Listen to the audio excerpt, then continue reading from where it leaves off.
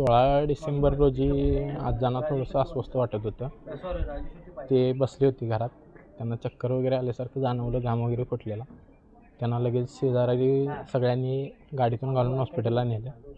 बावड्यातील एका हॉस्पिटलला नेलं. तिथे सांगितलं पुढील हॉस्पिटलला न्या, थोडंसं हे वाटत आहे, क्रिटिकल कंडिशन वाटत आहे. तिथून पुढे गेल्यानंतर लगेच आम्ही कोल्हापुरातील एका खाजगी हॉस्पिटलमध्ये गेलो.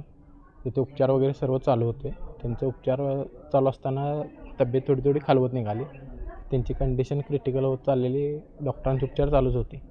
त्यावेळेला नंतर डॉक्टरांनी सांगितले की त्यांची प्राणज्योत मालवत चालली आहे. त्यांच्या मुलगीला वगैरे बोलवून घेतलं. त्यानंतर त्यांना पण सांगितलं. मग घरी वगैरे सगळं अंत्यविधीची तयारी चालू केली. निरोप वगैरे मिळाला शेजारी पाजाऱ्यांनी. अंत्यविधीची पूर्ण तयारी वगैरे झाली. त्यावेळेला आम्ही ॲम्ब्युलन्समधून घेऊन येताना कसबावाड्यात चौगली गल्लीच्या आसपास स्पीड ब्रेकरवरून गाडी गेल्यानंतर त्यांचा थोडासा हात हलल्यागत झाला.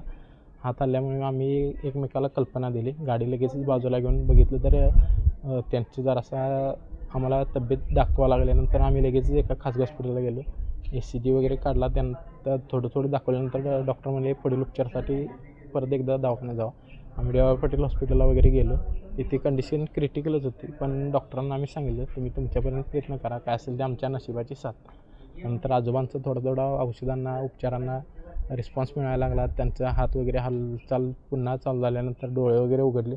आम्ही जरा आनंदात भारावून गेलो. त्यांना उपचार प्रॉपर चालू केले डॉक्टरांनी.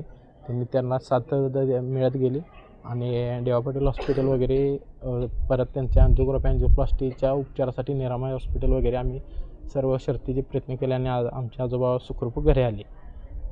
धन्यवाद डॉक्टर DY पाटील हॉस्पिटल, निरामय हॉस्पिटलचे डॉक्टर शेखर बेसे आणि त्यांच्या स्टाफने वगैरे आम्हाला अत्यंत चांगली हे कॉपरेट केलं, आम्हाला चांगलं रिस्पॉन्स दिला. त्यामुळे त्यांना सर्वांना धन्यवाद.